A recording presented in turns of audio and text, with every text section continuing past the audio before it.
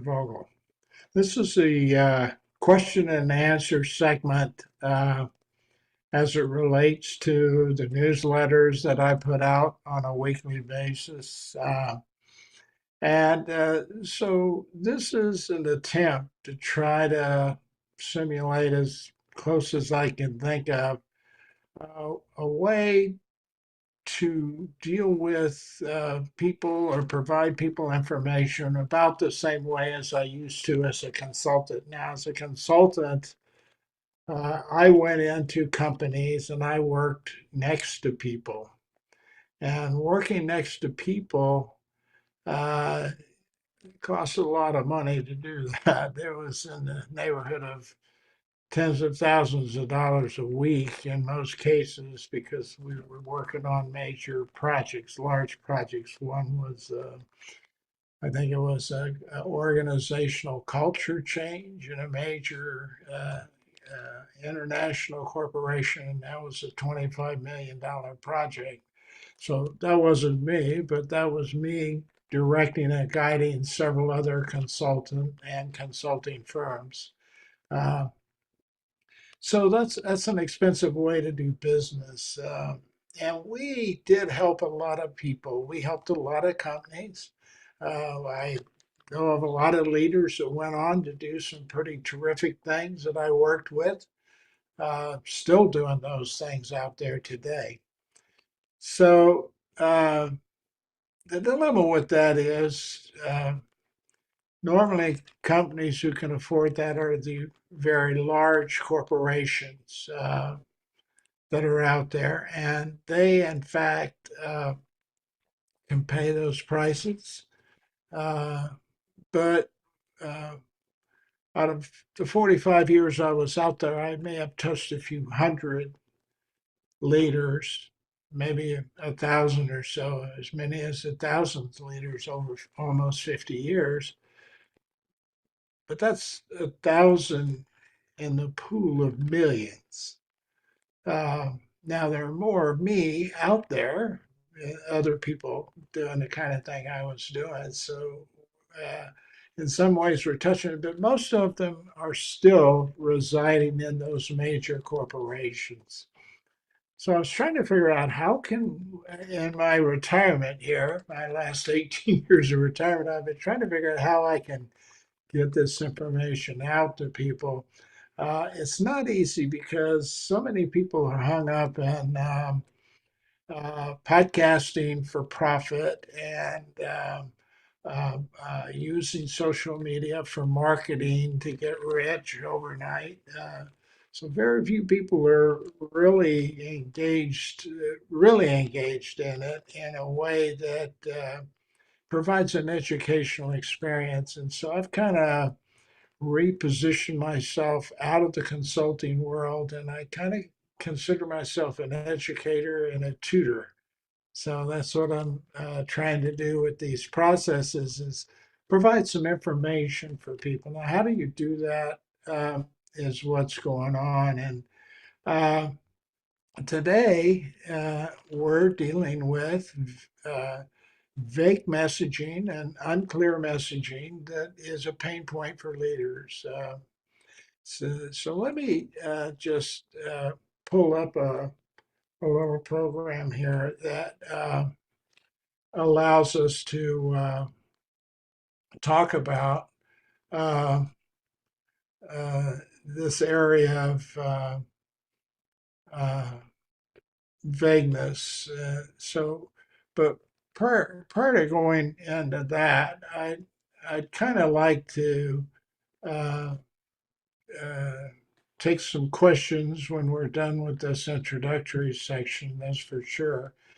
But I'd like to kind of sort of recap exactly how I'm doing this so that we at least get this memorialized in some sort of video information that people can go to and look at later if they want. That's one of the dilemmas with social media in general. It's what we call in the communication world asynchronous, which means a lot of times people are not here right now with me listening to this. They're going to see this later.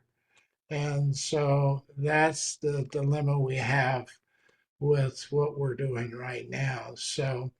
Uh, part of this is just getting some information out here. I know I didn't announce all this early on, and I also have a lot of work to do from the technical side to try to do this in a way that I understand the dynamics of trying to get onto YouTube Live and trying to do that through Zoom, through another third-party platform. So it's a real experience. But here's how the program I've set up is.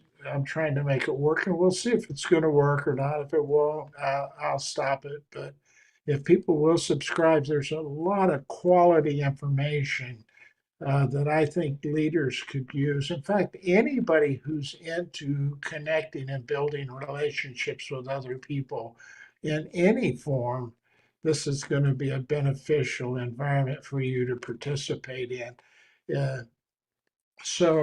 What's going on here is I send out an initial newsletter every week.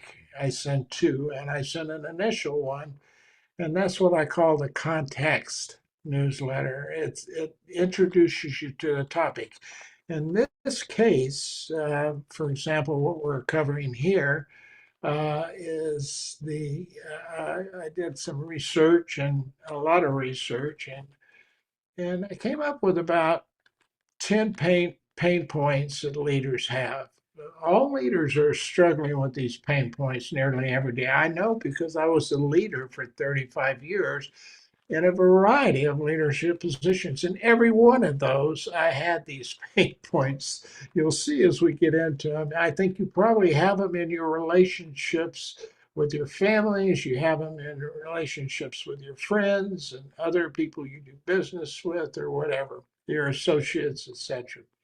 But I was kind of focusing on leaders.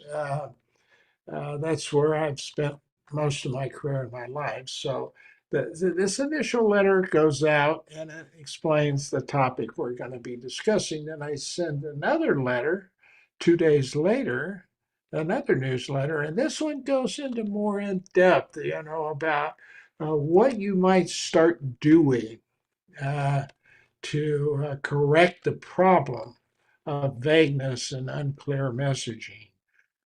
So that's more of an in-depth one. Now you can't get real in-depth in a 2 or 3 page newsletter. So there are other resources we have here on my website, and there's the opportunity to purchase the what I call e-textbooks. These are not meant to be bestsellers on New York list of bestsellers. These are textbooks that I specifically wrote to help educate people in these areas so that they have some availability of information because not many people are teaching communication. They don't teach it in elementary school. They don't teach it in high school. They don't, and in fact, there are a lot of people over the years. I've consulted with a lot of leaders who had PhDs and MBAs and the advanced degrees in universities. They hadn't been taught communication.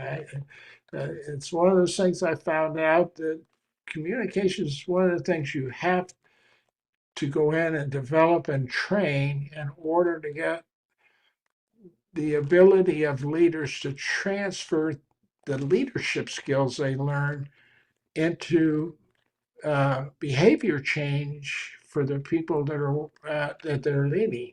And it's one reason why, for the last 5 decades, we have not had significant change in engagement, employee engagement, or uh, any of the other things like that. Employee leader satisfaction amongst employees is not strong. So this is, in terms of where we are, this is something that needs to be addressed. And so I wrote these books so that they are like textbooks. I wrote them to be ebooks on purpose because there's a lot of value in an ebook. Once you read these ebooks, and there's a workbook that goes with each ebook that I have, and it works you through a series of exercises I used to provide for my clients when I was consulting. I use the same concepts. So I try to put those in a workbook format for you. So I'm not there to do them with you, but if you follow these, they look simple, but if you follow them, they're going to enhance your knowledge to be able to use what you learn through these e-letters and through our work together. So these books are there.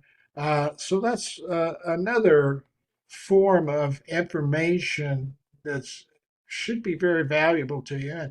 And again, the reason I put them on ebooks is guess what? You can carry that around. You have a digital library with you.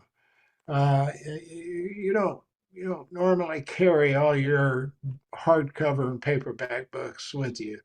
And you may take your audio books with you, but guess what?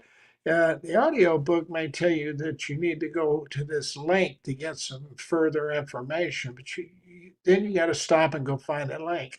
On an ebook in that digital library, it's right there on your phone, and all you have to do is push the button, and you go to the next link, and you can do whatever they. So as we go through these newsletters, I'm going to be providing a lot of information like that, not just my information, but a lot of other information I've used over the years, plus information I know now is very valuable, like positive intelligence with Shirzad Samin. There's a free link to go take an assessment to find out about yourself. Now, you don't get the whole package. You have to take their program, but their program's worth it. If you're really wanting to be a leader, and that's going to be your life's blood's history, so to speak. So anyway, that's available. So you have this particular question and answer program we're going to try today to see how it's going to work, and we may modify it, we may change it, depending on what you say. It's our program, and we can do whatever we want with it based on your feedback and input. And that's something you're not getting out of a lot of businesses. Definitely not getting out of the United States government and a lot of governments today. Is the need to have feedback. They don't want that feedback. They don't like to hear it. They when you start engaging in some of the stuff I'm telling you, your people are going to get engaged with you, and you have to understand how to relate with them to make the best to optimize your people because they are extremely valuable to you. So we have all these additional resources that we deal with and these programs. So we got the two newsletters that kind of kick everything off in the week. We've got some books that you can purchase. I priced them real well. I put them on Amazon so I wouldn't have to charge 25, 35, $40 for them. They're easy to read and they're short, but they're packed full of really valuable information. They'll make you a much more effective communicator in the world. So that's kind of how the program works, and I just wanted to get that out here on the front side of it now. So today, the first of the 10 and I have all those 10 listed in an email that I sent out to you. The first pain point that's listed atop that list that leaders say are paying for them is unclear and vague kind of messages. And you can imagine what comes out of that when you get down to it. Uh, it's really a mess in terms of creating conflicts and The work doesn't get done correctly, so you have to go back and redo the work. Uh, when you miscommunicate with people, there's frustrations, and people's lives are up, they're put in an uproar. There's all kinds of issues that come out of vague communication or unclear communication. And I mean, I don't really relish the idea or like the idea of using our United States government as an example of bad leadership and communication, but it is currently bad leadership and communication. And I'm not just talking about Republicans. I'm talking about the whole leadership realm of government in general. They've got stuck into what I consider a sort of a stochastic leadership model that's we've been teaching people for years and years, and we've the rest of the world is kind of moving on with that, and so there's this idea that you need to change your leadership paradigm, and I do have a book on that. You can read that. That's so this is just one communication is one of three pillars I recommend on that. Interpersonal communication covers two of those pillars, and we'll talk about that a little bit as we go along. But so what happens is I want to kind of recap. We gave you some information about what goes on with communication and that light. And so one of the things I'd like to do is take a minute and uh, let you see what happens when two people communicate with each other. Now, when I say you're not taught communication in school, you're going to have a lot of teachers who are up in an uproar about that because they teach English, they teach spelling, they teach language. Some of them even try to teach some aspects of communication, but they're not skilled at it. That's not their primary profession. And it's not set up as a curriculum. It's just like part of an ongoing process while you're learning other stuff. So I'd like you to take a look at this I think it's maybe a 4 minute video that I did. I call it a primer to understand what is happening when two people uh, connect with each other. So the interpersonal communication model for just a minute. This normally begins with a person, and that person has a message that they want to send to somebody else. So now we'll soon have two people involved. But first, before we go there, this person's creating a message. And when they do, they're creating it using their own personal goals and values and belief systems. They then want to send this message and the meaning of it, and they want that person to understand this message on the other side via two channels, usually verbal and nonverbal communication. In this case, you can see we've sort of minimized the communication channels because we've cut out the nonverbal because we're using the telephone. So it's hard to read a nonverbal signal when you can't see it. You can hear some tone inflections, etc., but you don't see a lot of what you do if we were doing this on a video conference where you could see my video, for example. You wouldn't have eye contact and you wouldn't be able to see any kind of gestures they have. So she's already cut out a large portion of the potential message uh, meaning by cutting out the nonverbal communication. In this case, she didn't have any choice. He lives in Saudi Arabia. You can't just fly over there and sit down across the table and have a 30-minute conversation. So, in this case, she chose the telephone. So that's what's going on here. And you have cut out some of that communication. And then once he receives that message, what you'll see here is when he gets the message, he interprets it using his values and belief system. The way we have this model set up is part of another webinar I do, but it's focusing on the idea that this person is in Saudi Arabia. She's an American woman. There are a lot of barriers in the way besides not having nonverbal communication. There are his value systems and beliefs in women, her value systems and beliefs in women, a lot of potential for conflict that can cloud the meaning of that message. So if this is all we did, she really has no idea of whether or not he heard the message effectively and believed and understood the meaning as she intended it. So, consequently, she has to pay attention. She has to be an active listener. And because when he responds, he's going to respond the same way. You have the same verbal communication coming back from him using the same network, the telephone. But again, you've cut out the nonverbal communication. Now, what we know about the nonverbal communication is when you do research and ask people what they associate with the meaning, 70% of that communication is normally associated with the nonverbal cues. So she's already minimized how effective she can be.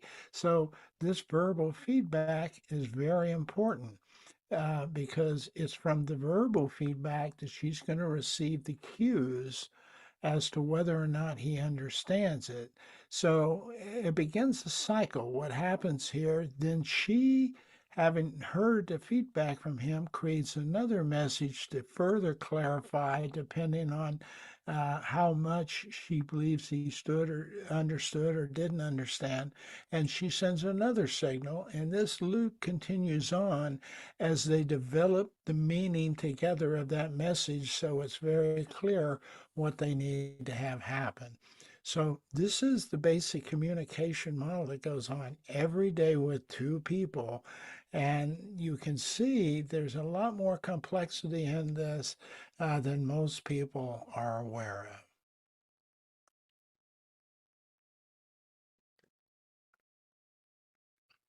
of. Okay, so uh, there seems to be some sort of at least communication on that video double stream. I hope you can get through that. Uh, what I am interested in helping you understand is that process. So when I say interpersonal communication, you're literally talking about two distinct, separate concepts that are both absolutely essential to each other. So you have uh, the interpersonal side of interpersonal communication, and that is actually all about emotional intelligence, and it's a psychological premise that you're coming from. And it's about your self awareness and your awareness of the other person when you're engaged in that. If we just keep it to that dialogue or discussion of two people, there's a lot of complexity in a discussion when two people have a discussion. And it's almost like we felt like it's instinctive because since we were 2 years old, we can talk and we can hear, and we've been manipulating each other for that long period of time. The baby's manipulating mom, it cries when it's hungry, mom responds. So these are things that we're kind of taking for granted in the world out there. And it's something that is a dilemma because uh, we we can learn how to enhance our ability to communicate or connect with each other simply by understanding what's going on in that process. There's a person who has a message that they want to tell somebody else, and they have to formulate what that message is going to be. You have to define the message, and that's what this shows us right here. There's a definition of the message. And then once you define that message, that's going to kind of dictate how you're going to present that message, the demeanor, the tone, and how you're going to approach it. And this is where I've discovered earlier on uh, that leaders really have struggled with using the right communication tool to present a particular approach or a leadership skill like conflict management or like discipline, providing a discipline discussion. Uh, you're two different approaches you want to take to those depending on, how you're going to address them.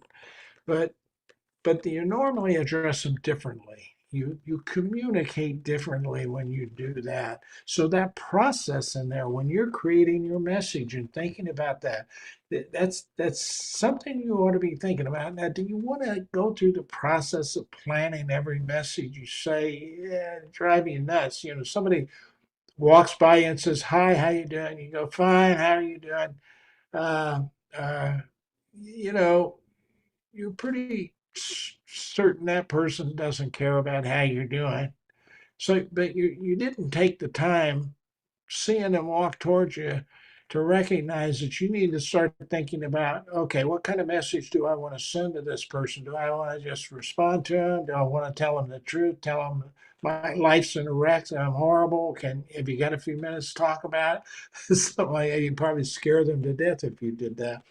See, so, but on difficult and meaningful engagements between you and other people, and this happens a lot with leaders and their employees. It happens with husbands and wives, parents and children, uh, friends. It's not just leaders. So, uh, this idea of how you connect on critical discussions, critical points of discussion is very, very important. So, uh, once you get into the idea of doing some things like, oh, okay, there's some steps. I'm going to create a message. Before I send it, I need to kind of think through some things like, who am I? uh, I got to this. What kind of message do I want to send? What kind of tone of voice should I have? Then there's how do I send it? How do I go through sending it? Uh, you got to think about the other person that's going to be receiving the message. They're going to be hearing that message coming from who they are and their value systems and all the things that are impacting them and what's going on with them that day. So, if you're not considering that when you're creating the message, your message may not get through all the clutter the noise it has to go through to reach this person, and it may not be real clear. But you can also in this process of sending the message to somebody, there are a lot of internal and external barriers you go through. First of all, how are you going to send it? I was on LinkedIn just the other day and I sent out a small communication survey. I don't know if anybody will take it. LinkedIn's not really strong about responding to people and helping them or trying to respond to them. But anyway, I sent the survey out, and it simply said, "How do you communicate with your people?" How much? Take the following five things and put 100%. Distribute 100% across these five things. One of them was face-to-face communication. One of them was sticky notes, and one of them was emails, and one of them was text messages, or one of them was handwritten notes, and one of them was teleconferencing, like we're doing right now. How do you do that with your people? I mean, what percentage of time do you spend in there? Because that will tell your people a little bit about how much you care about them, how much you value them, truly value them in the process. So that's part of what this being able to understand how to the communication part of interpersonal communication, the actual process the model of the process that's going on there. I got to create a message. Then I have to decide what's the tone of that message? How should I put that together? Then there's how do I deliver that message so it's most effectively gets to this person? In some cases, like the lady in the video, she couldn't she couldn't go over and sit down across from this to fly to Saudi Arabia and you know sit there and have a 30-minute conversation about a budget. That's a lot of money. That's not going to happen. So a lot of times you're restricted by the what you're doing by the things that are around you, the external variables around you. Sometimes it has to do with internal conflicting cultural things. I think I created those two people with the utmost potential for conflict that you can imagine. There was gender differences, there's age differences, there's socioeconomic differences, there was educational differences. Uh, uh, all of that can make a difference as to how somebody reads or hears what you say to them.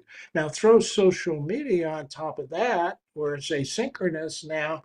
Uh, if somebody sees this video, they may make a comment, they may not. If they make it, yeah, I mean, they may not see it for 5 months. All of a sudden, they're on YouTube and it pops up, and there it is, and they interest them, they watch it. 5 months is a long time, to be out there floating around and nothing is being done or said or worked with a particular issue where somebody's trying to help educate other people about how to connect more effectively and build trust. So, uh, you know, when it comes to clearing up messages, you've got to define the message. What kind of message is it? What's going on there? But there's a lot just in that. You've got to think about your values, what the person that you're going to be talking to, their values. And so uh, depending on what kind of message you have to think about, uh, how am I going to deliver it? Do I want to do it in the office? Do I want to do it over lunch in the cafeteria? How do I want to deliver this? So uh, this is part of what you put into structuring your message. Then there's defining who you're going to send it to. We talked about that. But then there's determining the method of delivery, and we just covered that. Now, if you notice, there was no nonverbal communication. There was no visual kind of nonverbal communication. And nonverbal communication consists of more than your facial features and your eyes, and whether you cross your arms or whatever. Okay, whether you're smiling, whether you're frowning, uh, it's a lot more than that. There is not just a body posture and a facial features, we call those the kinesic side of things, but there's things like your inflection in your voice and the tone of your voice, the pitch, whether you're screaming at somebody or whether you're speaking calmly. And that has a lot to do with your ability to have self awareness about yourself, the emotional intelligence side, as well as the other person, so that you can connect with each other. You can sync up and almost have a sense of where this person is you're talking to, and almost get to the point of actually experiencing how they're feeling emotionally yourself, but at the same time, being able to control how you're responding to that so that you can regulate their behavior to where you want them to be so you can hear uh, that message. So they hear it correctly and they can do something with it correctly. So there's that part of what you have to learn about these processes also. So these steps, you can read them, you can learn them, you can write them down, but you've got to go out and practice them. That's what these workbooks do. That's what I did with clients. I was in a meeting with them, and before they would go in to meet with this person, I would work them through these these planning processes we have right here. I'd say, what kind of message are you going to do? I mean, what are you delivering? And they would explain it back to me, and we would talk about that until they understand it. Once they did this several times, it was almost instinctive to them, so they didn't have to focus on it as much. It was pretty much instinctive. They had a lot of the information automatically come to them because they were getting experience at reading the other person or reading the situation, and these became sort of a good, they call it a pilot's checklist in their mind. They could almost do this mentally in their mind, walk through these processes before they did. And prior to that, they were just calling the person in and saying, "Hey, I got a real problem with you," and the person was going nuts on them. So some of those things got really close to violence that I worked on. But you got to determine a method of your delivery and how you're going to deliver it. And if if you're not if you try to do it through a text message, a difficult discussion through a text message or an email, you're cutting out the nonverbal communication that you're getting. It's hard to tell how the person feels. And so the person's going to start making assumptions from where they are coming from, not where you are when you're sending the message. What your meaning is in that message is always in the mind of that receiver.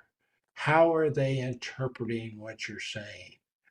That you're not getting the message across, even if you say it correctly. You're not getting it across to the other person, and unless they accept it and hear it, and it clicks the same way with them as it does with you. It's just that simple. And that is something, by the way, we are not teaching in elementary school and high school, and most college students get out of college without getting this kind of development or knowledge to this level.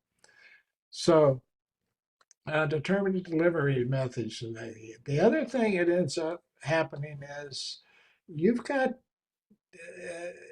to be aware of yourself when you're doing things, and a lot.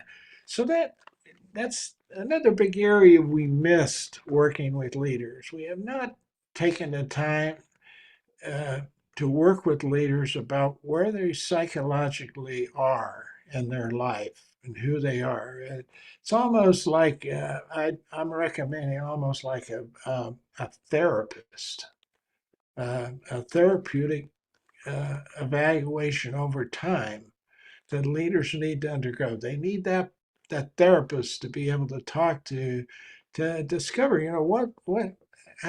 what happened in my childhood to bring me where I am today, good or bad. What are the kinds of things that I'm struggling with, and how do they relate to what a leader has to do with their people? And how do I know I can change that in myself? Those are questions that we shy away from. It's almost like, it's because of the medical association and the legality of all of that. It's something we've got to figure out how to do without creating a dilemma where people want to sue you or the other thing. Because a lot of people take jobs they're really good at, try to put them into a manager or leadership role, and they fail at it because they're great salespeople. They're just not, they don't like the people. They don't like leading people. They like selling. They just don't like leading people. And some people are trying to equate that to being two similar kinds of jobs, and they're not. They're not at all. So those are some of the dynamics about awareness and how to be aware of the emotional intelligence side of things, how to be aware of yourself, how to understand empathy and what that is and how it works and how you make it work for you as a leader, and also compassion is another area. So that's something that that we need to spend time working and learning on. So it's one of the things that you should be working into your conversations on a daily basis with just about everybody you're working with. So then another thing you have to do is you have to identify and adjust for potential barriers, those internal barriers, external barriers, distances and external barriers you can't control. Sometimes if you're doing this on a text message and your cell goes out and you can't text message a person, you lose that. Um, by far, the best interpersonal communication is when two people are face to face with each other and have the sense of proximity between each other that they can feel. I had a lady tell me on a flight to Amsterdam to a consulting engagement.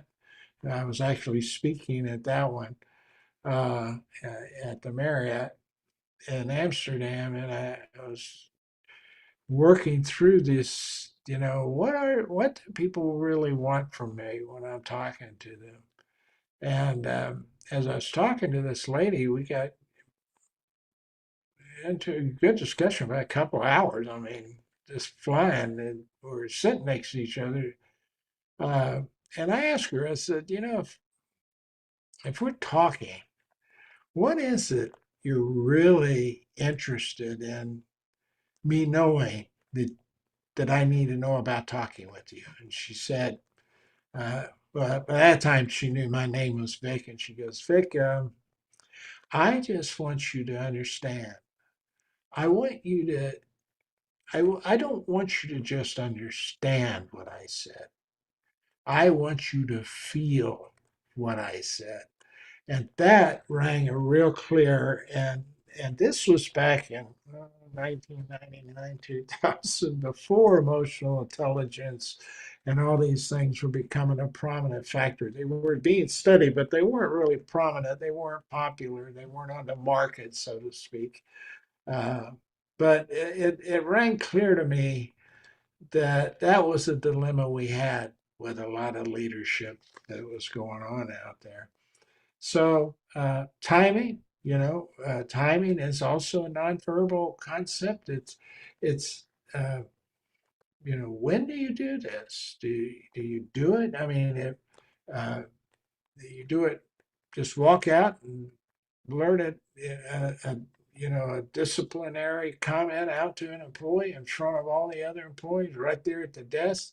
Make an example of them. I know I've heard that before. You got to make examples of folks, and the rest of them will come into line.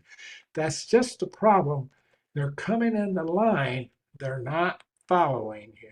They haven't granted you the authority to lead them yet. If you think about it that way, you haven't gotten their permission to lead you. So uh, timing is very important. When you do that, do you want to do this the first thing Monday morning, and then they got all week to worry about it, or do you want to do it, uh, just after work on Friday before they go home, so they can go home and process it at home alone and not have to worry about dodging other employees that know they had a disciplinary discussion and they will know. So those are things that I think are important. And then the last two have to do with the feedback and the listening and timing and as proximity. If you send somebody a message, and like I kind of said in that video, if we stopped right there, you have no idea whether that person really understood what you want them to understand. It has to come back to you in a feedback loop. And this awareness is what heightens you into what we call active listening mode. Now, active listening mode gets overhyped, and people think you ought to be actively listening to everybody all the time. You can't do that.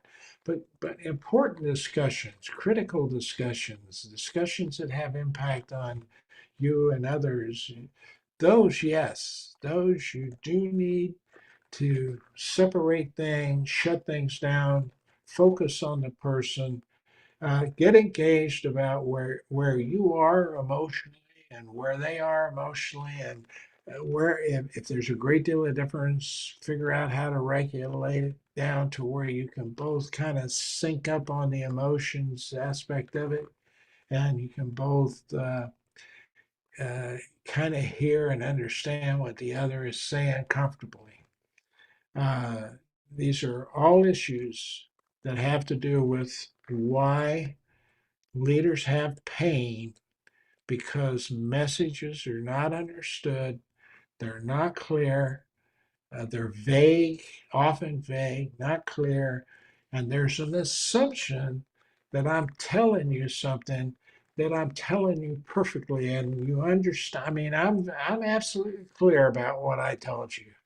I cannot, I can't, I used to have people come in and on, so I told them what to do. I said, Vic, it was as clear as a bell, you know?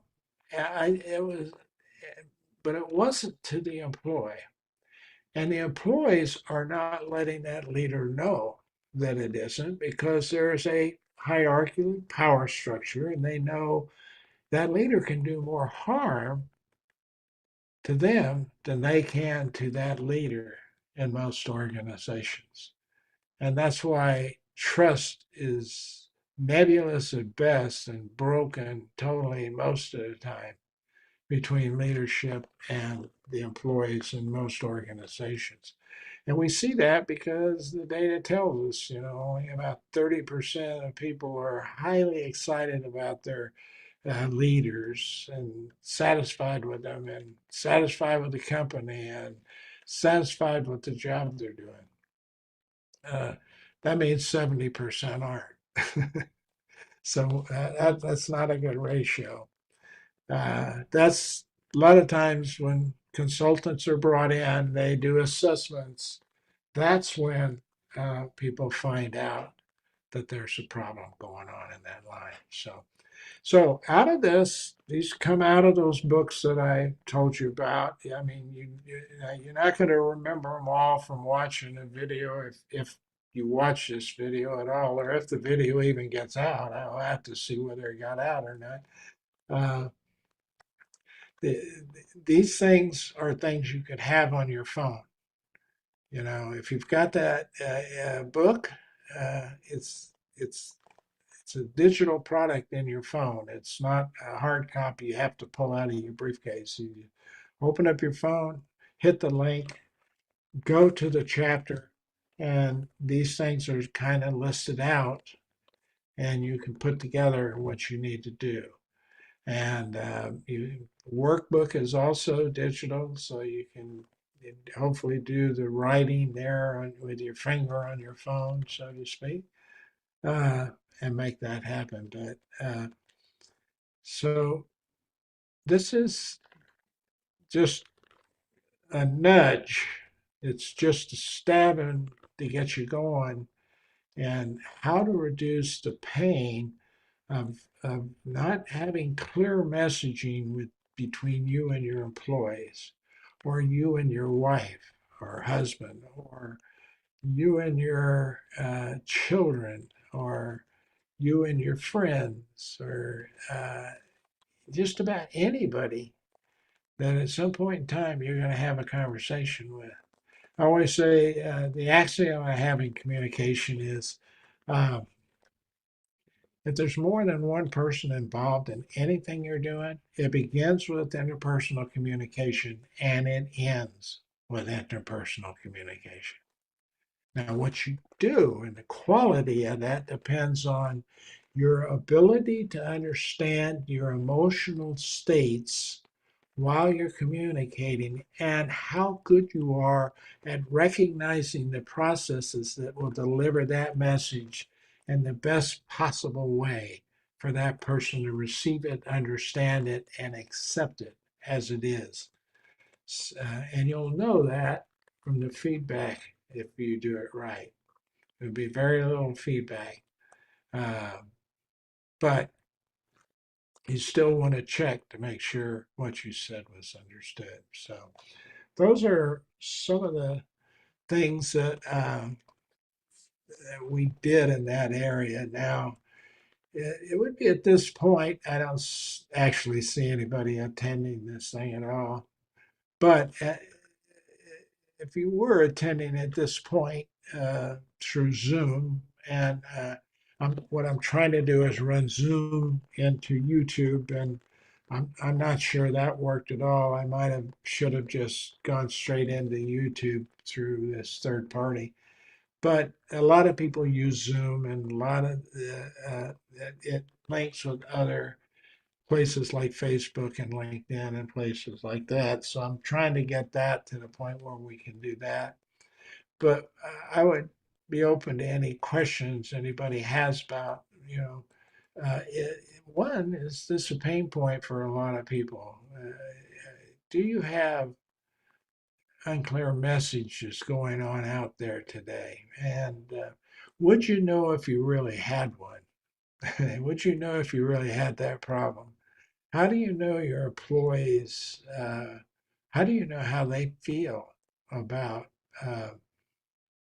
your communication with them directly? So these are things that I think are critical and important for leaders to overcome. The next one, it just piggies back on top of this real well. It's trust and transparency, the idea of hiding things and that created a problem with trust.